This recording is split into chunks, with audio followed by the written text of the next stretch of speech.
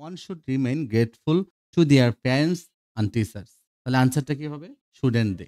তোমাদের নেক্সট রুলটা দেখো, কোনো সেন্টেন্সে যদি সাবজেক্টের সাথে as well as, along with ইত্যাদি থাকে, তাহলে as well as, along with এর সামনের পার্সনের ট্যাগ করতে হবে, কিন্তু পরের পার্সন গ্রহণযোগ্য নয়। তাহলে কোনো সেন্টেন্সে যদি সাবজেক্টের সাথে as well as, along with ইত্যাদি থাকে, তাহলে অ্যাজ ওয়েল অ্যাজ আর অ্যালং উইথ এর সামনের পার্সনের ট্যাগ করতে হবে, পরের পার্সন গ্রহণযোগ্য নয়, পরের জন্য ট্যাগ করতে হবে না। কিভাবে? You as well as the other students of your class should be industrious. তাহলে হবে এই যে শুড বি, তাহলে হাবোধক সেন্টেন্স, তাহলে শুডেন্ট ইউ। এই যে অ্যাজ ওয়েল অ্যাজ এর আগে ইউ আছে, আবার দ্য আদার স্টুডেন্টস আছে, তাহলে ইউ এরটাই লিখতে হবে, you, shouldn't you. He as well as his friends attended the science fair, তাহলে হি আছে, অ্যাজ ওয়েল অ্যাজ আছে, হিজ ফ্রেন্ড সে এবং তার বন্ধুরা, তাহলে কিন্তু দে হবে না, কারণ অ্যাজ ওয়েল অ্যাজ আছে, তাহলে আমরা হি আছে এখানে, হিটা লিখেছি। তাহলে ডিডেন্ট, যেহেতু অ্যাটেন্ডেড হলো পাস্ট টেন্স ছিল, এজন্য আমরা ডিডেন্ট লিখেছি, আর হলো হি। তাহলে তোমাদের জন্য একটা test, Mim along with her classmates went to a seminar. তাহলে অ্যান্সারটা কি হবে? তাহলে তোমরা এই যে মিমের ট্যাগ করবে, ওকে।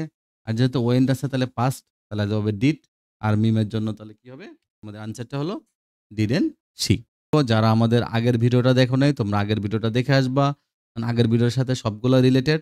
সেন্টেন্সের সাবজেক্ট দি দ্বারা শুরু, মাঝে অ্যান্ট আছে, তাহলে যদি অ্যান্ড থাকে তাহলে কি হবে? অ্যান্ড আছে তাহলে ২ জন পারসন আছে। অ্যান্ড একটা দি আছে, এখানে দি নেই। তাহলে এরকম থাকলে একজনকে বোঝাবে। তাহলে দি দ্বারা একই পার্সন বোঝাবে। আর যদি এখানেও দি আছে, অ্যান্ড দেওয়ার পর এখানেও দি আছে, তাহলে ২ জন ব্যক্তিকে বোঝাবে, উভয়কে বোঝাবে। আর যদি অ্যান্ড দ্বারা থাকে তাহলেও উভয়কে বোঝাবে। আর যদি অ্যান্ড নট দ্বারা থাকে তাহলে শুধু সামনের জনকে বোঝাবে। সে অনুযায়ী প্রোনাউনটা দিতে হবে। কিভাবে আমরা দেখব? The chairman and secretary arrived there. The chairman and secretary arrive there. দেখো এখানে দ্য চেয়ারম্যান, এখন যে ব্যক্তি চেয়ারম্যান সে হলো সেক্রেটারি, তাহলে এখানে একজন ব্যক্তিকে বোঝায়, মনে রাখতে হবে, কারণ দিটা এখানে আছে। তাহলে আমরা কি লিখবো? ডিডেন্ট, যেহেতু অ্যারাইভড পাস্ট টেন্স, তাহলে আমরা ডিড লিখবো। আর আমরা জানি হাবোধক হলে নাবোধক ট্যাগ করতে হয়, তাহলে ডিডেন্ট। এখন হলো দ্য চেয়ারম্যান অ্যান্ড সেক্রেটারি, এখানে আমরা হি লিখবো। কি লিখবো? হি, কারণ এখানে দি দ্বারা একজনকে বোঝাচ্ছে, কারণ এখানে দি নেই। কিন্তু the principal and the chief guest, দেখো এখানে the principal and the chief guest are present in that meeting. তাহলে এখানে দ্য প্রিন্সিপাল, এখানে দ্য চিফ গেস্ট, তাহলে এখানে দা আছে, দেখো এখানে দা আছে, তাহলে দুইটা আলাদা পার্সন বোঝায়। তখন আমরা কি এখানে ওয়ার ছিল, তাহলে হাবোধক নাবোধক হবে ওয়ারেন্ট। আর হলো the principal and the chief guest, তাহলে পার্সন তো একজন না বেশি, এই জন্য আমরা লিখবো দে। কি লিখবো? দে। হিস ইন্ডাস্ট্রি অ্যান্ড অনেস্টি, অ্যান্ড দ্বারা দুইটা জিনিস আছে, তাহলে আমরা লিখবো দে। আর যেহেতু পেভড পাস্ট টেন্স, তাহলে আমরা লিখবো didn't they. Runa and not her, এই যে অ্যান্ড নট দিলে আমরা শুধু প্রথম জনকে বোঝাবো। Runa and not her sisters got the second prize. Goat হলো পাস্ট, আমরা লিখবো ডিডেন্ট, আর আমরা রুনার জন্য লিখবো সি। টাইম অ্যান্ড টাইট দুইটা জিনিসকে বোঝাচ্ছে, তাহলে আমরা লিখবো দে। Time and tide wait for none, এটা যেহেতু পাস্ট টেন্স, এটা যেহেতু নেগেটিভ বোঝাচ্ছে, তাহলে আমরা ওয়েট হলো তো প্রেজেন্ট, এই জন্য আমরা লিখবো জু। আর দুইটা জিনিস আছে, আমরা লিখবো দে। তাহলে তোমাদের জন্য একটা টেস্ট, গুরুত্বপূর্ণ টেস্ট, দেখো কি বলছে। Is man and is woman standing there gave him some help. তাহলে is man and is woman, তাহলে অ্যান্ড আছে আলাদা আলাদা, তাহলে তোমরা এখানে অ্যান্সারটা কি দিবা? আমরা জানি কি অ্যান্ড যদি আলাদা থাকে তাহলে অ্যান্সারটা হবে দে। তাহলে দুইজন উভয়কে বোঝাবে, তাহলে ডিডেন দে। ডিডেন তো পাস্ট টেন্স ছিল, এই জন্য আমরা ডিড লিখেছি। আর হাবোধক সেন্টেন্স, এই জন্য নাবোধক টেক লিখেছি। তাহলে দ্য অ্যান্সার ইজ ডিডেন দে। এবার আমরা ৮ নম্বর রুলটা শিখব। দেখো, সেন্টেন্সের সাবজেক্টের সাথে নট অনলি বাট অলসো। এই নট অনলি আর যদি বাট অলসো থাকে তাহলে এটা উভয়কে বোঝাবে। সে অনুযায়ী তাহলে প্রোনাউন দিতে হবে। কিভাবে? Not only I but also my parents are invited to the party. তাহলে শুধু আমিও না, আমার পিতামাতাও। তাহলে এখানে আমি এবং আমার পিতামাতা, তাহলে উই হবে। আর যদি হি এবং হিজ প্যারেন্টস থাকতো তাহলে দে হইতো। মানে অনেককে বই, শুধু আই লেখা যাবে না। তাহলে এখানে আর আছে, তাহলে আরেন্ট।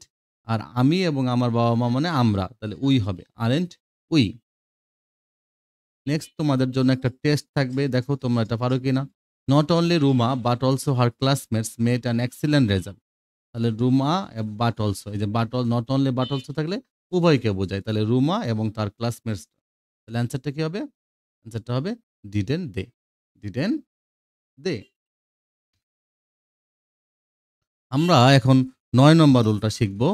প্রত্যক্ষ উক্তির ক্ষেত্রে ডাইরেক্ট ন্যারেশন মানে প্রত্যক্ষ উক্তির ক্ষেত্রে আমি তোমাদেরকে এক্সাম্পল দিয়েছি, এর থেকে তোমরা পরে দেখতে পারবা। তাই সেই ক্ষেত্রে ইনভার্টেড কমার ভিতরে ট্যাগ করতে বললে তার ট্যাগ করতে হবে। আর ইনভার্টেড কমার বাইরের গ্যাপ যদি থাকে তাহলে রিপোর্টিং ভার্বের ট্যাগ। কিভাবে? Then I said please sir today forgive me. তাহলে এখানে গ্যাপটা যদি ইনভার্টেড কমার ভিতরে গ্যাপ ছিল তাহলে অ্যান্সারটা কি হবে? যে ভার্ব দ্বারা থাকলে আমরা জানি উইল ইউ লিখতে হয়। তাহলে উইল ইউ বা ওন্ট ইউ লেখা যাবে। তুমি ওন্ট ইউ লিখতে পারবা অথবা উইল ইউ লিখতে পারবা। ফরগিভ মি এটা হলো মূল সেন্টেন্স, ফরগিভ মি কোনো সাবজেক্ট নেই।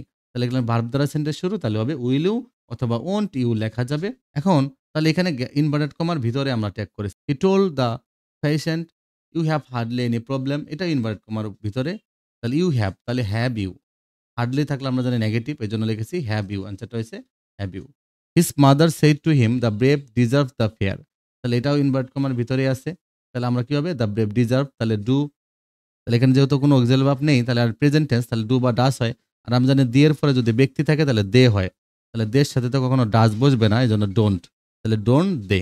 People cry it out only God can help us, তাহলে only God can help us, তাহলে আবোধক সেন্টেন্স, তাহলে না আবোধক লিখবো ক্যান্ট। আর গডের জন্য আমরা হি লিখবো, হিটা ক্যাপিটাল লেটারে লিখবো। এক্ষেত্রে মনে রাখতে হবে ক্যান্ট হি। ইনভার্ট কমার ভিতরের সেন্টেন্সের ট্যাগ করেছি আমরা, এগুলোর কোনো কাজ নেই। কিন্তু he said to me I shall meet you tomorrow, invert comma close হয়ে গেছে। ওকে, ইনভার্ট কমা ক্লোজ হওয়ার পরে যদি কোনো গ্যাপ থাকে সেটা যদি ট্যাগ করতে বলে তাহলে আমরা এইটার ট্যাগ করবো। এটাকে বলে রিপোর্টিং ভার্ব, এটাকে বলে রিপোর্টেড স্পিচ। ইনভার্টেড কমার ভিতরে যেটা থাকে সেটা হলো রিপোর্টেড স্পিচ। তাহলে হি সেড টু মি, আমরা এটা হলো রিপোর্টিং ভার্ব, এর ট্যাগ করবো। তাহলে এটা পাস্ট টেন্স, হি সেড, তাহলে ডিডেন্ট হি, আনসারটা হবে ডিডেন্ট হি। কিন্তু যদি এটা ইনভার্ট কমার ভিতরে থাকতো, ইনভার্ট কমা যদি এখানে থাকতো তাহলে আমরা অ্যান্সারটা লিখতাম শান্ট আই, শান্ট আই, কারণ আমরা শ্যাল নট একসাথে হয়ে যায় শান্ট, তাহলে লিখতাম অ্যান্সারটা তো শান্ট আই। যেহেতু এটা ইনভার্ট কমার বাইরে ট্যাগটা, আমরা লিখবো ডিডেন্ট হি, আমরা এটা থেকে ট্যাগ করবো। এটা হলো পাস্ট টেন্স, এজন্য ডিডেন্ট, আর হি ডিডেন্ট হি। তাহলে তোমাদের জন্য একটা গুরুত্বপূর্ণ টেস্ট, যে the teacher enter the class and he said don't make a noise please, inverted comma. তাহলে ইনভার্ট কমার ভিতরে আমি দিয়েছি, তাহলে ডোন্ট শুরুতে থাকলে আমরা কি হয় সেই অনুযায়ী করে ফেলবো। তোমরা জানো যারা ফার্স্ট ভিডিও দেখেছো, তাহলে the answer is will you. তাহলে তোমরা জানো যে ডোন্ট হলে উইল ইউ হয়। এখন আমরা 10 নম্বর রুলটা শিখবো। দেখো 10 নম্বর রুলে কি বলছে? কমপ্লেক্স সেন্টেন্সের ক্ষেত্রে ইনডেফিনিট ক্লজের ট্যাগ করতে হয় ইফ, অ্যাজ, সিন্স, হোয়েন, দো, অলদো। এগুলো কমপ্লেক্স সেন্টেন্সের শুরুতে থাকে, কমপ্লেক্স সেন্টেন্সের মাঝে এগুলো থাকে। ইফ, অ্যাজ, সিন্স, হোয়েন, দো, অলদো, এই টাইপের সেন্টেন্সগুলো কমপ্লেক্স সেন্টেন্স। এদের সাথের ক্লোজটা হলো ডিপেন্ডেন্ট ক্লোজ। সুতরাং ইনডিপেন্ডেন্ট ক্লোজটা ভালোভাবে বুঝে সেটা ট্যাগ করতে হবে। তাহলে আমাদের জানতে হবে যে কোনটা ইনডিপেন্ডেন্ট ক্লোজ। ওকে, সেটা ট্যাগ করতে হবে। দেখো যে if Bangladesh were a developed country we all would be happy, তাহলে ইফের পরে যে পার্টটা আছে এই পার্টটাই হলো ডিপেন্ডেন্ট ক্লোজ। তাহলে আমরা ইনডিপেন্ডেন্ট ক্লোজটুকুর ট্যাগ করব। তাহলে উই অল উড, তাহলে আমরা লিখবো উডেন্ট উই, আনসারটা হবে উডেন্ট উই, যেহেতু হাবোধক সেন্টেন্স না বোধক করেছি।